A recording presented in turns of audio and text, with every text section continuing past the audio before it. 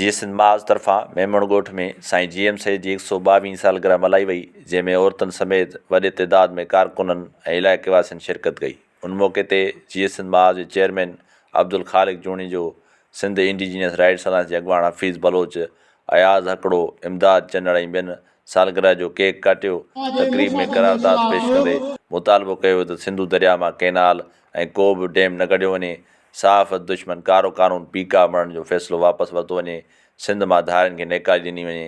तक़रीब खे ख़िताब कंदे जी सिंध महाज जे चेयरमैन अब्दुल ख़ालिक जूणी चयो त साईं GM सैद कंहिं हिकु शख़्स जो नालो न पर दुनिया जे मज़लूम क़ौमनि तबक़नि तरफ़ां हलंदड़ छुटकारे जी जदोजहद जो नालो आहे। हू सिंध जे सभ खां वधीक पसंदीदा शख़्सियत ऐं रोल मॉडल आहे। हुन चयो त आलमी तौरु दुनिया जूं हालतूं तब्दील थी रहियूं आहिनि, जंहिंमें असर सिंध जा बि चिटा नज़र अची रहिया आहिनि। असांखे तारीख़ जो मुतालो कंदे GM सैद नज़रिए ऐं संदसि वाट ते हलंदे सिंध जी बका वसीलनि जी तहफ़ुज़ लाइ असराइती जदोजहद करणी पवंदी। सालगिरह साईं GM सैद जब साईं ज़िंदह हो त सन में उहो पाण ई मेज़बानी कंदो हो सॼी सिंध ईंदी। साईं जे वफ़ात खां पोइ GS सिंध महाज सन खां ॿाहिरि कंदो आहे ऐं उहो बि कॾहिं मरकज़ी जलसो कंदो आहे, कॾहिं वरी ज़िला सतह जो कबो आहे।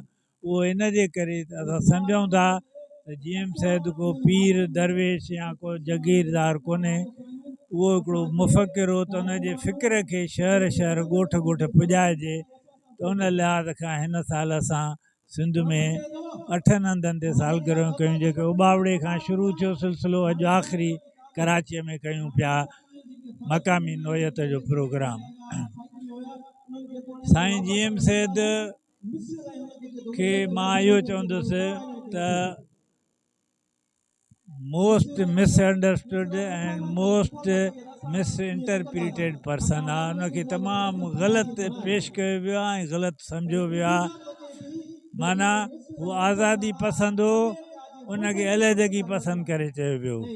हू आलमी अमन इंसानी ज़ात जे भाईचारे जो प्रचारक हो ऐं हुनखे मुतसिब करे पेश कयो वियो। छाकाणि त असुल में हुकुमरान पाण इहे मनफ़ी कम कनि पिया। हुन जे मुसबित पैगाम ऐं मुसबित जदोजहद सां हुकुमराननि जा इहे जेके हुया ठहियल ठाक उहे ड्रहनि पिया।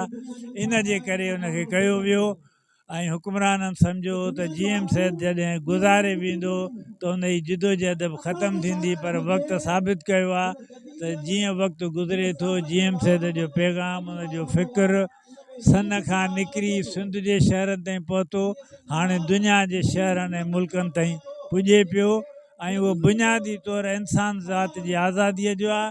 उन लाइ हुनजो चवणु हुयो त पाकिस्तान जी मुतसिब ऐं तंग नज़र रियासत हुन में रुकावट थी करे, उन जे करे हू चए पियो त सिंध खे आज़ादु करायूं त सिंध जे ज़रिए आलम इंसानियत ऐं भलाईअ लाइ असां कमु कयूं। ॿियो इहो त फ़क़ति सियासतदान न बट हिकु आलिम माण्हू हो, जंहिं पढ़ियो, जंहिंजी तारीख़ ते फ़लसफ़े ते इन सभु शइ ते जेकी नज़र हुई इहो तमामु आम हो।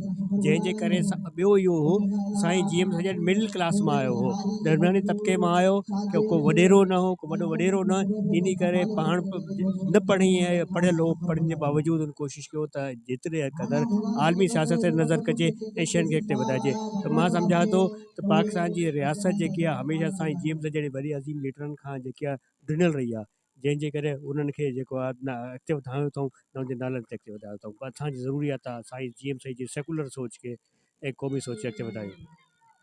शायद चइजे त मज़लूम क़ौमुनि जो साथारी हुयो, हिकु वॾो इंसानु हुयो। ट्रिब्यूट असां हुनखे उन हिसाब सां पेश कंदासीं, छो त हुन रुॻो सिंधी क़ौम जी ॻाल्हि न कई, हुन दुनिया जूं जेके मज़लूम क़ौमूं आहिनि उन्हनि जी आज़ादी ऐं ख़ुशहाली जी ॻाल्हि कई, इंसान दोस्ती जी ॻाल्हि कई, तरक़ी जी ॻाल्हि कई। त अहिड़ा जेके अज़ीम इंसान हूंदा आहिनि उहे क़ौमुनि जो सरमायो हूंदा आहिनि। त साईं GM सैद असां सिंधी क़ौम लाइ उहो सरमायो आहे जंहिं सिंधी क़ौम खे जदीद क़ौम जे बुनियाद ते हिकिड़ो घस ॾिनो त तव्हां पंहिंजी आज़ादी ऐं ख़ुशहाली हिन रस्ते सां वठी सघो था। ऐं अॼु GS सिंध महाज जो हिते करण जो मक़सदु हूंदो आहे, असां साईं GM सैद जी मज़ार ते वेंदा आहियूं, पर असुल ॿियनि ज़िलनि में करण जो मक़सदु हूंदो आहे त त GM से जो जेको उहो पैगाम आहे उहो उनखे ख़िराज नशीन हर ज़िले में वञी माण्हुनि सां वञी मिलिजे, उन्हनि जे पैगाम खे वधि खां वधि माण्हुनि ते पहुचाइजे।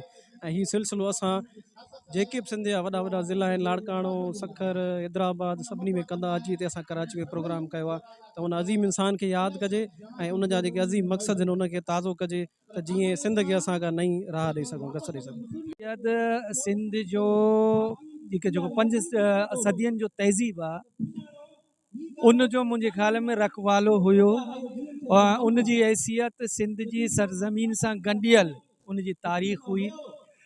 अॼु असां ते सवाल आहे इहो वॾो सिंध धरतीअ ते, त जेकॾहिं असीं सैयद जी ॻाल्हि था कयूं पोइ इहो सोचण बि असांजो कमु आहे त सिंध किथे बीठो आहे। अॼु सिंध ते जेकी वालार आहे, सिंध जे दरिया ते जेकी वालार आहे, सिंध जे ज़मीननि ते जेकी वालार आहे, कारूंजड़ ते जेको कीर्तर ते जेको वालार आहे, त उहो असांखे सोचण ते मजबूर करे थो त सिंध जो जेको तहज़ीब आहे उहो बि अॼु वञे पियो, त पोइ सैयद जो फ़िक्र, सैयद जो एहसास, सैयद जो ख्वाब काथे आहे। ऐं इहे असां सिंध वासियुनि खे इन ते कमु करण जी ज़रूरत आहे, इन खे अॻियां आणण जी ज़रूरत आहे। ऐं हिकिड़ो मुतहद सिंध थी पंहिंजे 5000 सालनि जी तहज़ीब जी बचाइण जी ॻाल्हि करणी।